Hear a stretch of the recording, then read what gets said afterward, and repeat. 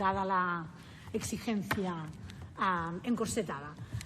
Voy a iniciar, señorías ilustrísimas, la intervención de mi informe solicitando la absolución por los delitos de desobediencia, malversación y organización criminal por los que viene acusada mi clienta, la señora Meritxell Borràs. Antes de entrar en el análisis concreto de cada uno de los tipos, iniciaré mi exposición en cuanto al delito de malversación, por ser el delito que tiene más fundamento y por ser el delito en el que menos me puedo remitir a informes que han sido ya expuestos con anterioridad. Dos ideas básicas para que luego no me pierda en la exposición de dicho delito. No se supera, partiendo de la tesis de las acusaciones, tanto del Ministerio Fiscal como de la acusación particular Abogacía del Estado, dos óbices necesariamente necesarios, valga la redundancia, para imputar este delito a la señora Meritxell Borràs. Me refiero al óbice temporal y al óbice competencial. A continuación voy a describir sucintamente y por encima todos y cada uno de los hechos que han sido calificados como tal delito de malversación para indicar que todos ellos, absolutamente todos, han sido cometidos, si es que han sido cometidos, en la sede de otros departamentos. Ninguno de ellos afecta al Departamento de Gobernación, ni en ninguno de ellos ha participado la señora Meritxell Borràs, ni en ninguno de ellos ha participado personal de la consejería de la señora Borràs. Por tanto, no se supera el óbice competencial que, si me permiten sus señorías, en un delito, como se ha dicho, especial propio, tiene especial relevancia y interés, porque solo puede cometerlo aquel que realmente tiene las funciones y tiene la capacidad y tiene la competencia para producir y para dominar el acto del que se le acusa. En segundo lugar, no se supera el óbice temporal. ¿Por qué? Porque tanto el auto de procesamiento como los escritos de conclusiones sitúan la intervención de mi representada en la asunción como autora de estos presuntos delitos, de este presunto delito, en fecha 6 de septiembre del año 2017. Y si vamos al pormenor de cuándo fueron acordados todos estos actos susceptibles, según las acusaciones de malversación, vemos que absolutamente ninguno de ellos ha sido adoptado ni ha sido comprometido el gasto con posterioridad a esta fecha. Por tanto, independientemente de que ahora intentaré entrar en el análisis, como he dicho, tanto de la actuación de la señora Borràs como de los hechos que le son imputados, no se supera, en toda mi exposición se va a ver que no se supera en ninguno de estos actos ni el óbice competencial ni el óbice temporal, como para ser acusada de los mismos. Claro, sin superar estos dos óbices, una se pregunta: ¿por qué una petición de más de 7 años de cárcel por un delito de malversación que no ha sido ejecutado, supuestamente y a efectos retóricos, en la consejería de mi representada, ni se ha demostrado, ni se ha visto en este acto del juicio oral ninguna intervención, ya no de ella, sino de personal de su departamento?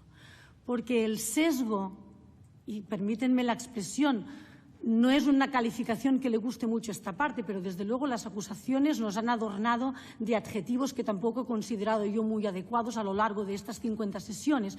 Por tanto, voy a decirlo así: el sesgo en el que ha actuado la Fiscalía y la Abogacía del Estado a la hora de fundamentar esta acusación ha sido obvio. Tanto en el delito de rebelión como en el delito de malversación se ha fijado solo en lo que perjudica. No ha analizado los hechos en su globalidad, con lo bueno y con lo malo, lo que debería ser la función de aquel que defiende el interés de la legalidad, de aquel que defiende el imperio de la ley, de aquel que defiende la actuación de la justicia en protección del Estado. Solo han sido valorados aquellos aspectos que perjudican y aquellos aspectos que pueden ser interpretados de forma que apuntalen este sesgo acusatorio, este celo acusatorio de ambas acusaciones. Voy a poner algunos ejemplos. Una rebelión posmoderna, como la que aquí se nos ha definido, una rebelión sin alzamiento, sin alzados, en la que la violencia es normativa y en la que hay que apuntalar este jaque al Estado buscando expresiones y miradas donde no las hay. debe requerir también de una malversación posmoderna, en la que no importe si hay perjuicio, en la que no importe si este perjuicio se cuantifica, en la que no importe en qué consejería se acuerde el acto supuestamente malversador y en la que no importe cuándo se adopta este acto malversador. Insisto, una rebelión posmoderna ha sustentado también una malversación posmoderna. El Ministerio Fiscal se ha visto durante todo el juicio oral. Quizás se ha hecho más patente en el delito de rebelión por ser el más grave y el que nos ha ocupado mayor parte del tiempo, pero obvia y le molesta incluso que las defensas hagan alegatos o refieran a la sala remisiones al informe de los 150 catedráticos, profesores, opinadores de derecho penal en cuanto al delito de rebelión. Tampoco le gusta que hagamos referencias a las sentencias de Lesbijonden. Tampoco le gusta que hagamos referencia, como ahora la señora Arderiu ha hecho referencia, a actos que pudieran haber firmado o opiniones que pudieran haber firmado presidentes de otros parlamentos autonómicos, y entenderíamos que a la Fiscalía le molestara que trajéramos a colación opiniones y manifiestos extraños a este procedimiento. Pero es que esto sorprende cuando ellos mismos en el escrito de querella fundamentan este sesgo acusador haciendo referencia a la opinión de Reporteros Sin Fronteras. Opinión que luego reproducen en el escrito de conclusiones provisionales y en el escrito de conclusiones definitivas. ¿Por qué? Pues porque a la Fiscalía trae a colación aquello, como hemos dicho, que le beneficia, no aquello que engloba o que facilitaría un análisis global de los hechos. ¿Qué de sobrero puede tener la opinión de Reporteros Sin Fronteras que no tenga la opinión del ponente del delito de rebelión o de estos catedráticos del derecho penal? Estas cosas demuestran, y esta parte quiere iniciar su exposición en este sentido, que el celo acusador de la Fiscalía del Estado le ha privado de hacer un análisis global de todos los hechos que sin duda le hubiera llevado a no hacer una acusación tan grave como la que aquí se pretende. Cuando viene el señor Espejo Saavedra a hablar del Diplocat y a decirnos que es que en el Diplocat solo se hablaba de lo mismo y solo se invitaban a los mismos, tiene que desdecirse luego enseguida cuando obvia que una cosa es que no vayan y otra cosa es que no sean invitados. Y cuando tiene memoria selectiva a la hora de recordar cuáles fueron los actos organizados por el Diplocat en el mes de julio del año 2017. Actos organizados, por ejemplo, como puso esta parte, en Eslovenia por Sociedad Civil Catalana. Pero al señor Espejo Saavedra se le escucha. En cambio, cuando viene el ciudadano alemán a declarar aquí, un señor jubilado al que le paga el viaje a Naciones Unidas y al que no le gusta lo que relata el Ministerio Fiscal, se verbaliza sin ningún rubor que debemos desacreditarlos y que la Fiscalía pretende desacreditarlo. Pues bien, no se ha valorado tampoco por parte de aquel que predica la defensa de la legalidad en la globalidad todas las pruebas aquí expuestas. Cuando las conferencias se hablan de cosas que no nos gustan, son malversación. Cuando la policía depende de la Generalitat, es un cuerpo al servicio de la rebelión. Cuando la televisión pública depende de la Generalitat, es acusada de desobediencia. Cuando los visitantes internacionales vienen, opinan y hacen ruedas de prensa con opiniones que no gustan a la Fiscalía, su viaje y su estancia es susceptible de delito de malversación. Esto, señorías ilustrísimas, ha sido la tónica general que ha imperado la acusación a la que todos hemos sido sometidos. Voy a iniciar ya mi exposición entrando muy brevemente en cada uno de los hechos objetos de delito de malversación. Miren, el CETITI no se hizo nada en gobernación. El CETITI es una entidad que no depende del departamento de mi representada. Las acusaciones no han concretado ningún gasto. La policía fue al CETITI, lo intervino sus teléfonos, intervino sus ordenadores y los devolvió. No se hizo nada desde el CETITI y la nave, la famosa nave call center del CETITI, estaba en obras y fue utilizada por primera vez para las elecciones del 155. Publicidad institucional del referéndum. 3 campañas se han referido. La campaña internacional, la campaña de catalans residents al exterior y la campaña de civisme. Ninguna de ellas tampoco han sido propugnadas, impulsadas, contratadas desde el departamento de mi representada. Miren, la campaña internacional del referéndum que adjudicó el contrato a Havas Media Group lo hizo en 20 de enero del año 2017. Las campañas de registros de catalán al exterior, siempre teniendo en cuenta las tesis de Fiscalía, se publicaron el 23 de marzo del año 2017. Empresa que dijo, por cierto, no haberla cobrado. Focus Media, también publicada el 20 de marzo del año 2017. Nottingham se facturó el 18 de junio del año 2017. Campaña de civisme, los anuncios. Me remito en bloque a lo que dijo mi compañero Jordi Pina. Pero, en todo caso, las acusaciones las sitúan en el mes de agosto del año 2017. En cuanto a esta campaña, me remito, como ya he dicho, a todo lo que dijo mi compañero, en cuanto a que hay un expediente que ha sido impulsado por los servicios jurídicos de la Generalitat y que se está viendo si esta campaña debe o no debe ser sufragada. Entendemos que no, como ayer se fundamentó y como consta en esta prueba documental que se ha aportado recientemente en este acto del juicio oral. Quiero reparar en una cosa. Las cuentas de la televisión público catalanas están consolidadas con las cuentas de la Generalitat. Con lo cual, independientemente de lo que diga finalmente este dictamen de la Comisión Jurídica Asesora, tendremos que ver cómo se fundamenta este posible perjuicio cuando las cuentas están consolidadas dentro de lo que es la consolidación patrimonial del sector público catalán. Papeletas y material electoral, lo que aquí hemos llamado Unipos.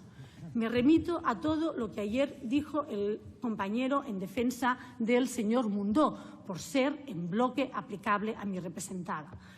El Departamento de Gobernación no tenía ningún contrato marco con Unipos, no ha participado en nada en relación a Unipos. Pero es que es más, no era uno de estos supuestos 5 departamentos entre los que supuestamente, y siempre aceptando a efectos retóricos las tesis de la Fiscalía, debía dividirse el pago de estas proformas, presupuestos, facturas, intenciones de pago, lo que sea que al final se determine. En este sentido voy a decir solo una cosa en el sentido de Unipos para referirme a que la Abogacía del Estado, cuando hacía referencia a este apartado, utilizó la expresión de que todos estos actos de malversación tenían un modus operandi, tenían una pauta común, la utilización de los contratos marco. Bien, esta parte ha ido a buscar la normativa administrativa en relación a los contratos marco. Y se puede ir a ver la memoria del año 2017 de la Dirección General de Racionalización y Centralización del Gasto de la Contratación del Ministerio de Hacienda, que recomienda, habla y regula los contratos marco, la necesariedad de acudir a los mismos cuando la Administración debe hacer gastos y encargos recurrentes, porque esto conlleva una racionalización del proceso y una racionalización del gasto. Y esto significa ¿bajar el nivel de control? Pues no. Nos vamos también a lo que dice el Tribunal Administrativo Central de Recursos Contractuales en su resolución de 12 de enero del año 2018, en el que establece que el contrato marco en sí mismo no es un contrato, sino que es un acuerdo marco, un procedimiento por el cual se debe iniciar este procedimiento de contratación. Pero dice, la contratación derivada de este acuerdo marco queda vinculada por el objeto del acuerdo marco, porque sean las empresas homologadas las que vayan a este acuerdo marco y para que se cumplan todas y cada una de las condiciones establecidas en el acuerdo marco. Esto es, el acuerdo marco en sí mismo no significa una rebaja de los niveles de control ni de los niveles de seguridad jurídica de cualquier contratación administrativa. Cuando uno defiende a la señora Borràs, que tiene el convencimiento, la seguridad, la certeza de que ni ella, ni su departamento, ni nadie de su departamento hizo nada relacionado con el referéndum, le sorprende que en el día del informe la Abogacía del Estado hable de que en Unipos, porque estoy en bloque de Unipos, se intervino sobres o papelería de la empresa Celatum y se afirme que la empresa Celatum fue una de las empresas que resultarán adjudicatarias de los contratos marco de suministro electoral. Insisto, cuando una tiene el convencimiento, la certeza y la completa seguridad de que ni la señora Borràs ni su departamento hicieron nada relacionado directa e indirectamente, medio pensionista, con el referéndum y con la organización del mismo, se ha ido a buscar si esto es verdad.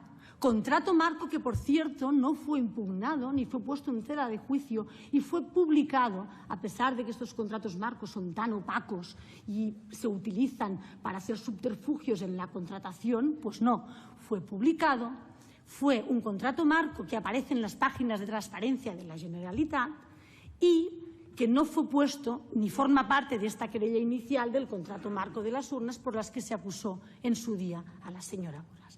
Bien, es mentira. Es que no aparece la empresa Celatum por ningún lado. Primero, no aparece en la causa, ni en ningún atestado, ni ha sido llamado nadie de la empresa Celatum, ni consta que nadie de la empresa Uniposta haya referido sobres de la empresa Celatum, ni absolutamente nada. Pero es que, en segundo lugar, hemos ido a este acuerdo marco de suministro de material electoral, que está publicado en la página de contratación pública de la Generalitat.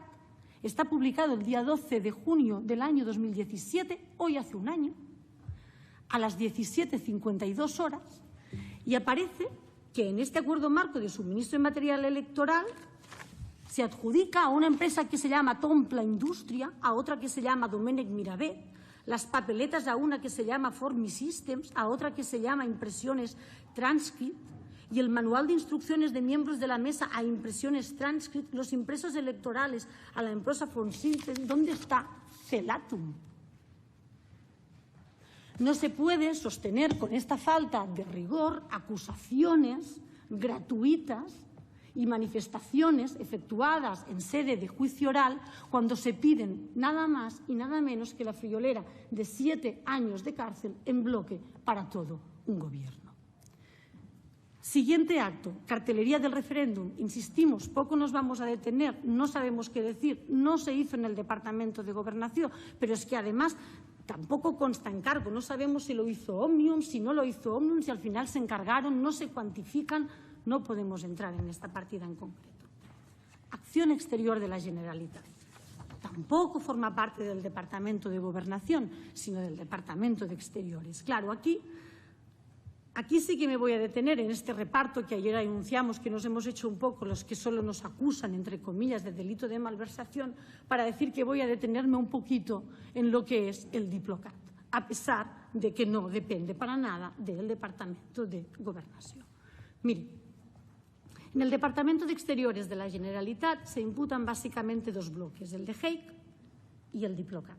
En cuanto al de Hague, me remito a todo lo que dijo el primer día mi compañero Van der Eide y solo tengo que decir que este contrato fue, en todo caso, incoado y adjudicado, este expediente de contratación, el 24 de julio del año 2017.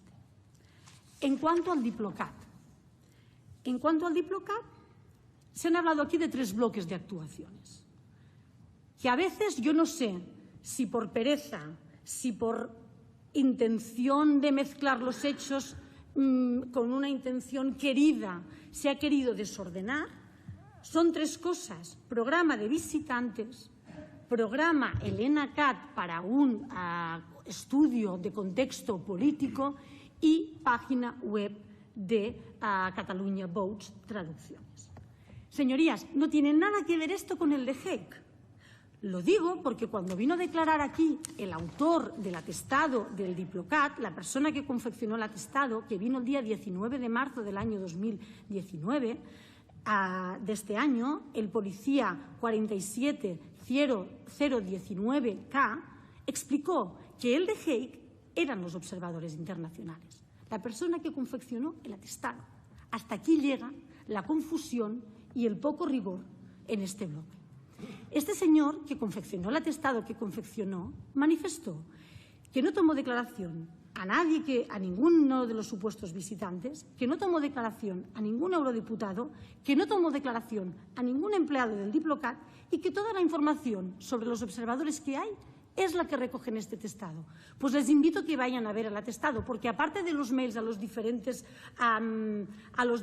hoteles, haciendo las reservas de todos estos visitantes, no hay absolutamente nada más.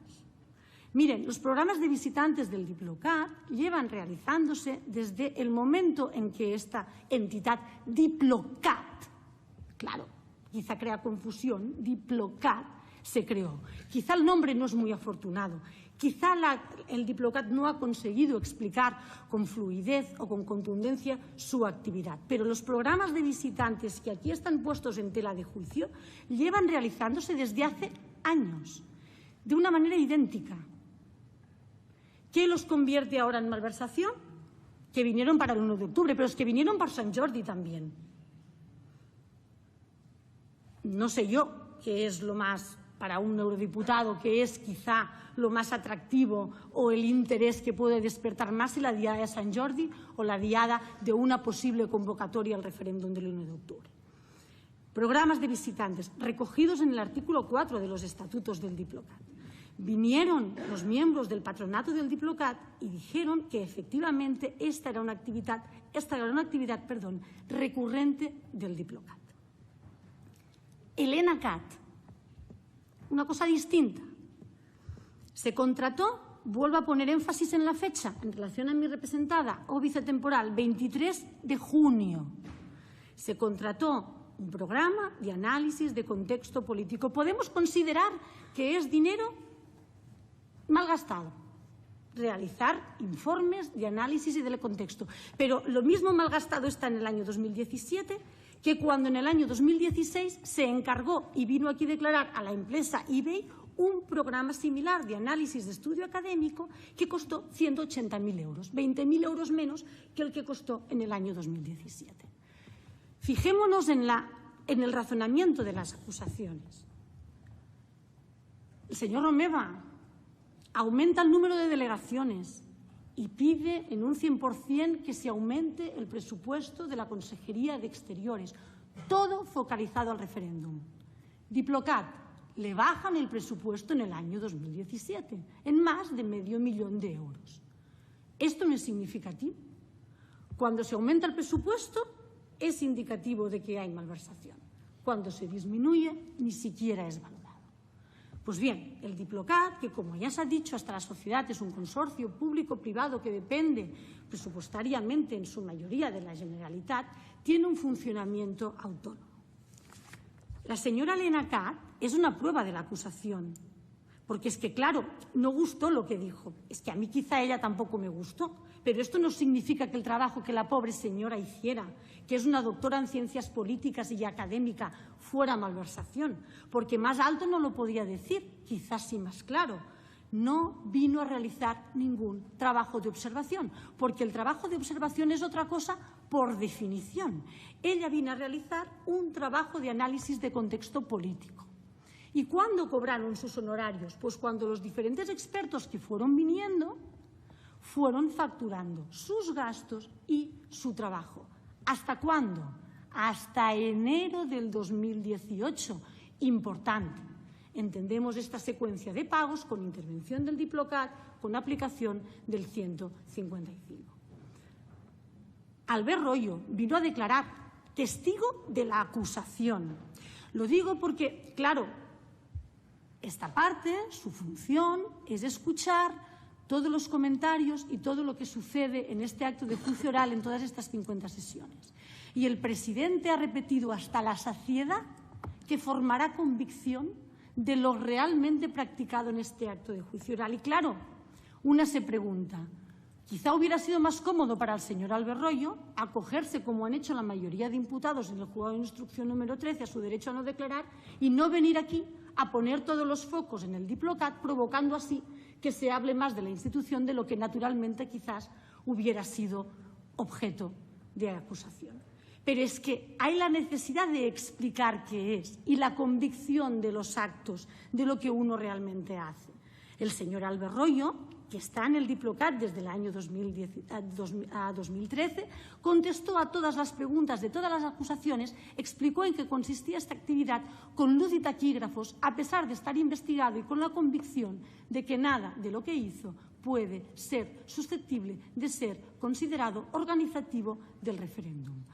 La web Catalunya Votes, una web cuya publicación se remonta a enero del año de 2015. No quiero engañar a la sala. Si ahora se va a la página web, el anuncio que hay es horroroso porque es bloqueado desde el 1 de octubre. Pero es que son traducciones mensuales a razón de 2.500 euros al mes que llevan pagándose desde hace más de 3 años y que nadie nunca, ni Fiscalía, ni TSJ, ni absolutamente nadie, esbozó el más mínimo ápice de ilegalidad en cuanto a estas traducciones. ¿Las vamos a convertir ahora automáticamente en delictivas? Otra prueba de la acusación del Diplocat, el señor Felipe Martínez Rico, que dijo que lo sospechoso del Diplocat fue el retraso en cumplimentar el requerimiento. Bueno, es que se lo notificaron un día 29 de septiembre por la tarde viernes y tardaron 3 días hábiles en contestar. Si aquí nos tenemos que coger en lo sospechoso de su actuación, apaga y vámonos. La señora Diplocat, el señor alemán que vino aquí, von Grunberg, el 23 de marzo, que hizo exactamente lo mismo que hizo el señor Andrei Junco. Uno se pagó el viaje por parte del Diplocat y otro se lo pagó Naciones Unidas, para hacer exactamente lo mismo. Naciones Unidas va a reclamar el importe de los gastos a alguien que hizo exactamente lo mismo y que aquí acusamos de malversación por haber pagado el viaje. ¿Realmente es esta la malversación del Diplocat? Continúo y acabo. El 11 de abril, la Fiscalía preguntó a uno del Cuerpo Nacional de Policía 82-910 si había visto a alguien con la acreditación de observador internacional en un colegio. Y contestó, no, había una persona con un cartel que ponía visitante internacional. Han circulado por aquí unidades de inteligencia enteras de policía y de guardia civil, numerosos votantes. Absolutamente nadie ha referido que hubiera visto a alguien acreditado como observador internacional. Señorías, hagan caso a lo que ustedes mismos dijeron, formen convicción de lo que realmente ha quedado probado en este acto de juicio oral. Porque vinieron a declarar el señor Jordana, el señor Millet, el señor Daniel García y el señor Pisarello, miembros del patronato del Diplocat, para decir que cuando se cesó el 155, el Diplocat se reavió, ninguna de las 39 entidades se ha dado de baja, continúan con su actividad y nadie ha reprochado ninguna actuación. Acabo el bloque con el que me había comprometido. Otro bloque por el que se acusa de malversación, los locales. Sé que el letrado de la señora Bassa va a tocar especialmente este punto por cuanto él mismo interesó la pericial que aquí se practicó. Tan solo quiero decir una cosa. Como dijo el Xavier Uriós aquí, el Departamento de Gobernación tiene locales dentro del territorio. Del listado aportado tanto por los peritos de la acusación como por los peritos de la defensa, no hay un solo local, ni uno del Departamento de Gobernación. Pero es que por no haber, no hay ni una sola carta, ni una sola misiva, ni de la Meritxell Borràs, ni de miembros de su departamento, pidiendo facilitación en la puesta a disposición de locales para facilitar los hechos del 1 de octubre.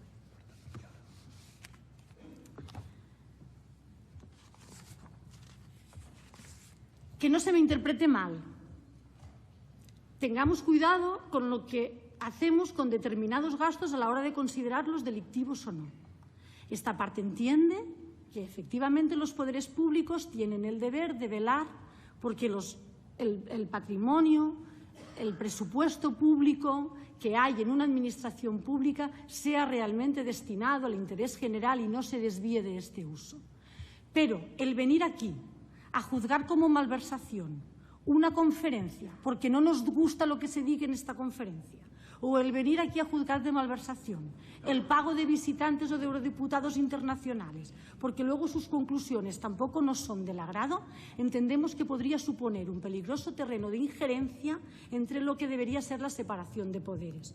Son poder legislativo, eran poder legislativo y debían, en su modo, en su foro interno, poder pensar que tenían capacidad de organizar y de hablar, siempre que no fuera apología del terrorismo, de hablar de su proyecto político, de su programa político y de invitar a quien ellos consideraran necesario para que vinieran a ver si el 1 de octubre, como dijo la señora Cat cuando fui contratada, ni siquiera sabía si aquel día habría referéndum o no habría referéndum, pero queríamos estar porque sería un día importante. Segunda parte de la malversación, autoría. Ya he dicho que mi clienta y su departamento, ninguno de estos actos supuestamente susceptibles de malversación se desarrollaron en su seno. Quiero aquí decir también una cosa. La Fiscalía presentó una denuncia ante el Tribunal de Cuentas considerando gasto ilícito una serie de hechos, la mayoría de los cuales se contemplan en su escrito de acusación. Pues bien, ni siquiera en esta denuncia ante el Tribunal de Cuentas hay un solo gasto de la Consejería de Gobernación. Absolutamente ni uno. Para probar lo que no ha hecho la señora Borràs, esta parte ha intentado probar lo que sí ha hecho la señora Borràs. Documento número 1 aportado en el escrito de defensa, un listado pormenorizado de todos aquellos actos de contenido económico firmados por mi representada durante el periodo en que fue consejera de Gobernación. Allí están todos. Documento número 2 del escrito de defensa, certificado emitido también por la directora de Serveis de la Generalitat, indicando que no hubo, ni se inició, ni se tramitó ninguna modificación presupuestaria en expediente de gasto que pudiera estar relacionado con el referéndum en la consejería de mi representada. Documento número 6, cumplimentación de todos aquellos acuerdos de la comisión delegada del Ministerio de Hacienda con los que cumplió el departamento de la señora Borràs. Prueba anticipada. Anexos Departamento de Economía y Hacienda.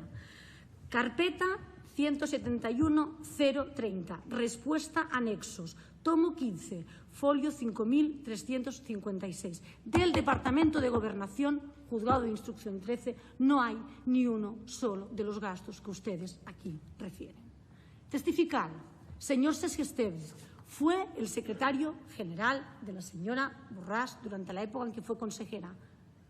Fue quien tenía delegadas las competencias de contratación. La señora Borràs tenía delegadas todas las competencias de contratación, las de actos superiores a 100.000 euros en el secretario general, las de actos inferiores a 100.000 euros a la señora Fina Valls, que vino aquí a declarar, señora Fina Valls, no cesada con el 155, con más de 28 años de funcionaria pública, que no conocía a la señora Borràs antes de que ésta fuera consejera. ¿Qué interés?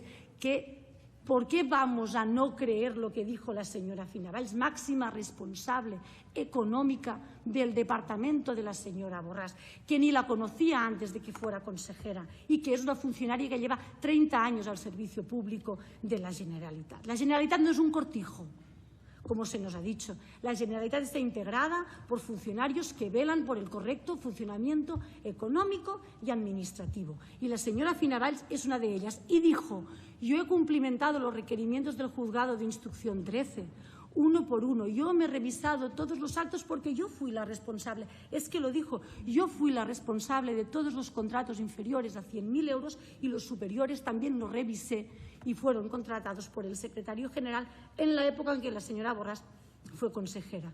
Ni uno solo está relacionado con el referéndum del 1 de octubre. Y dijo más, cuando el Tribunal Constitucional comunicó la prohibición de disponer de la disposición adicional 40 de la Ley de Presupuestos, fue la señora Borràs quien nos lo indicó. ¿Y quién lo dijo? Lo dijo tanto la señora Valls como el señor Xavier Uriós, máximo responsable jurídico de este departamento, que hizo una cosa significativa, señorías. Porque, claro, es difícil probar lo que uno no ha hecho, pero es fácil probar lo que uno... Le quedan 10 minutos. Pues tendré que volar. Documento número 8 del escrito de defensa.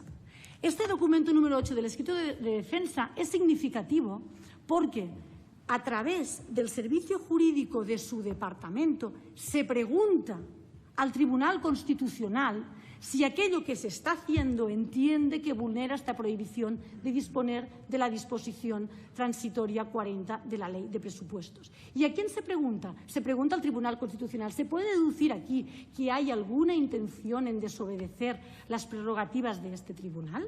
Absolutamente no. Corro. Papel de la señora Meritxell Borràs en este procedimiento. Señorías, ni un solo tuit, ni una sola declaración pública, ni una sola reunión en la agenda Jové de todas las que nos fueron relatadas, ni aparece en la agenda Moleskine. Búsquenla por donde quieran, que ni aparece. Correos electrónicos, 10.000 correos electrónicos se le intervinieron a la señora Borràs, 10.000. Ninguno de ellos, absolutamente ninguno de ellos, tiene relación ninguna con lo que aquí se está juzgando. Absolutamente ninguna. Y me lo salto. Tenía pormenorizado cada mes todos los correos electrónicos. Mírenselos ustedes. Tercer punto. Si mi representada no puede ser autora porque no era competente de estos gastos, ¿cómo pretende la Abogacía del Estado y la Fiscalía imputar este título de autora a mi representada? Pues lo hace a partir del acuerdo de fecha 6 de septiembre. Este acuerdo, insistimos, se utiliza para obviar este óbice competencial. A partir de esta fecha, el Gobierno en bloque es garante, a partir de este acuerdo y de los requerimientos del Tribunal Constitucional, y, por tanto, en bloque responde por esa única malversación, que es así como se ha construido, una única malversación, no un delito continuado de malversación, se ha construido como una única malversación de todo lo relacionado con el referéndum. Pues bien, este acuerdo ya hemos dicho que era un acuerdo político y que no sorprenda que ellos digan que era un acuerdo político. Normalmente es lo que dicen los políticos, que hacen cosas políticas. Pero que este acuerdo se quedó en el plano político y se quedó en este plano declarativo, no lo dice la señora Borràs, lo dicen todos los que aquí han declarado, lo dice la señora Mercè Corretja, que declaró el 15 de mayo. El acuerdo de 6 de septiembre no tuvo ningún efecto práctico, era materialmente imposible realizar nada en base al mismo. La señora Teresa Proías, que declaró el 14 de marzo en idéntico sentido. El señor Francesc Esteve, jefe de la asesoría jurídica de la Generalitat, declaró en el mismo sentido. No hay ningún acuerdo ni compromiso de gasto que derive de este acuerdo de fecha 6 de septiembre, que además, si nos leemos este acuerdo, habla de un futurible. A partir de esta fecha, pues bien, como ya hemos dicho, a partir de esta fecha no hay gasto alguno. Y esta parte ha hecho un esfuerzo y ha dicho, bueno, vamos a ver, vamos a buscar entonces otro momento en el que se le pudiera imputar a mi representada la autoría por este delito. Aunque no se diga en el auto de procesamiento y aunque no se diga en los escritos de conclusión, nos hacemos la representación de que este acuerdo se produjo en el mes de julio. ¿Cuándo? Cuando hay el famoso cambio de gobierno, cuando aquellos que no están dispuestos a continuar con la deriva del gobierno actual se van y entran los nuevos. Aquí quiero remarcar una cosa. Si es aquí donde hay el acuerdo para malversar, curiosa forma tenía mi representada de llegar a este acuerdo, cuando 2 días después, mediante decreto 108, le retiran en bloque todas las competencias en materia de procesos electorales, en bloque. Curioso momento para montar una imputación y una asunción de acuerdo y de conocimiento del gasto contra mi representado cuando se le retiran en bloque todas las competencias. Pero además, la Fiscalía recurre a esta autoría adhesiva. Doble adhesión, porque para el caso de la señora Borràs se tendría que adherir a la autoría de aquellos que no son acusados porque ya se han ido, porque muchos de los actos susceptibles de malversación han tenido lugar antes del mes de julio y que no han sido imputados, y adhiriéndose además una doble adhesión a aquellos gastos realizados en el seno de otros departamentos de otras competencias. Construcción que, en base al principio de culpabilidad y en base al principio de legalidad, le parece a esta parte absolutamente imposible de construir.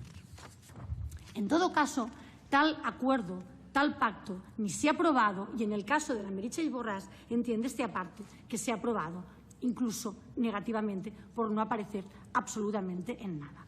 Me quedaría una especie de complicidad psíquica, si se quiere, de hacer ver de que el hecho de que todo el Gobierno firmara este acuerdo el día justo 6 de septiembre en el que el Parlamento aprobó las leyes pudo llevar a que en otros departamentos donde según la acusación se realizara este gasto pudiera realmente ayudar a la ejecución del mismo. Pero es que esta complicidad psíquica entendemos que también debe ser esencial, que también debe probarse que haya tenido una influencia a la hora de que otros hayan tomado la decisión de acordar este gasto. Y entiendo que esto no se ha producido.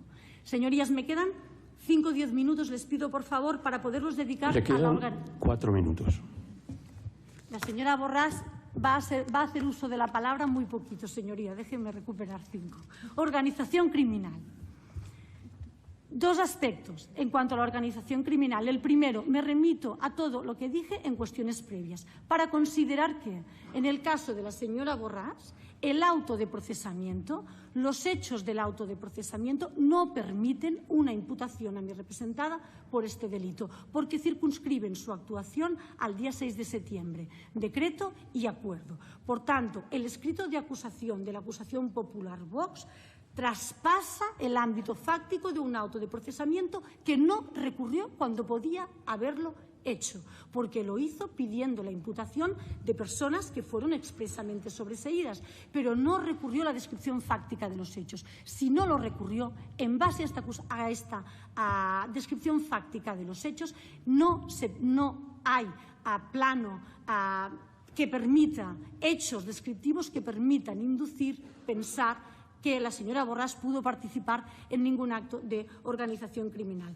Sentencia de este Tribunal 78-2016 y 132-2018, que ya fueron invocadas en cuestiones previas y que además fueron recogidas en autos de esta sala. En segundo lugar, no existe organización criminal en general, ya para ir acabando. Miren, señorías, es que por no probarse no se ha aprobado ni la organización. Lo único que se ha aprobado, eso sí, es que son más de 2. Solo hace falta contar. Pero aparte de esto, no se ha aprobado ni el elemento finalístico de constituirse para la comisión de delitos, porque el elemento finalístico de tener un programa independentista y de querer confeccionar un referéndum en sí mismo no es delictivo. La organización criminal no es un delito organizado. Cierto es que la rebelión es un delito organizado que conlleva diferentes actuaciones, pero esto no conlleva que aquellos que lo hubieran posiblemente cometido se hubieran constituido en organización criminal con la idea predeterminada de efectuar un reparto de roles encaminadas a este elemento finalístico de comisión de delitos. No hay absolutamente nada en este plenario, por mucho que se ha intentado, que haya podido traslucidar, que haya podido significar que efectivamente nadie aquí se constituyó como una organización encaminada a cometer delitos. La Generalitat está organizada, como lo están las empresas, como lo están muchas estructuras en nuestra vida social, pero esto no significa que cualquier delito que pueda cometerse por 2 o más personas que integran una determinada organización conviertan a esto en organización criminal. Y acabo, señorías. 2 minutos. Primer minuto o primeros 30 segundos. Miren, considero esta parte, la anunció en cuestiones previas en cuanto a la organización criminal, y lo repito ahora, que la acusación popular ha ejercitado de manera abusiva y arbitraria la acción penal. La acusación popular ha realizado una acusación selectiva y manifiestamente discriminatoria que tuvo su patente prueba en el acto de conclusiones definitivas cuando retiró la acusación por hechos absolutamente idénticos al señor Vila y no, en cambio, a otros de los procesados. Insistimos, por hechos absolutamente idénticos. Esto no es el papel que una acusación popular tiene que tener dentro de un procedimiento penal. En sede penal, Seas la acusación que seas, debes estar al servicio de la legalidad y al servicio del ejercicio leal y legítimo de la acusación, en este caso, o de la defensa. Lo que no se puede es venir aquí a hacer discriminaciones ideológicas sin que se justifiquen, porque lo importante para esta parte es que no lo justificó. Sobrándole tiempo, no como a mí que me falta, sobrándole tiempo en su informe, ni siquiera una frase justificando el por qué retiró la acusación contra unos sí y otros no. Y esto solo puede tener una explicación política e ideológica extramuros de este procedimiento. Por tanto, este tribunal, a través del artículo 11.2 de la Ley Orgánica del Poder Judicial, tiene medios para depurar lo que tendría que ser la correcta actuación de cualquier parte en un procedimiento. Y por esto esta parte solicita que en base a este artículo no se tengan en cuenta las conclusiones definitivas efectuadas por la acusación popular y esta parte dicte sentencia en base a las conclusiones definitivas expuestas por la Abogacía del Estado y por el Ministerio Fiscal. Con todo ello, señorías, les solicito la libre absolución de mi representada, que vino aquí desde el minuto uno, voluntariamente, un día festivo desde Bélgica para someterse a la acción de la justicia, que ha intentado probar documentalmente, testificalmente y de todas las formas posibles, sometiéndose al Poder Judicial de manera respetuosa y leal a este procedimiento. Mi representada se equivocó o no se equivocó, pero cualquier actuación que llevó a término no lo llevó en el convencimiento de estar actuando al margen de la ley, como ha demostrado y como he demostrado, espero, en este procedimiento. El mes de septiembre fue muy complicado para mi representada, muy complicado a nivel personal, extremo que incluso fue sacado a colación por la Fiscalía cuando se intentó hacer ver que tenía alguna especie de reparo en que le fueran notificadas las notificaciones del Tribunal Constitucional. Nada de ello es verdad, señorías. Mi representada siempre ha declarado, siempre ha contestado a todas las partes, ha intentado probar su inocencia y se ha sometido desde el minuto uno al Poder Judicial como le pertoca. No ha tenido ni una actitud altiva, ni prepotente, ni de superioridad moral, ni de absolutamente nada. Ha intentado explicar lo que hizo y lo que no hizo. Por todo ello, señoría, solicito la libre absolución de la señora Borràs con todos los pronunciamientos favorables. Muchas gracias. Muchísimas gracias. Abrimos un paréntesis hasta las 12:40.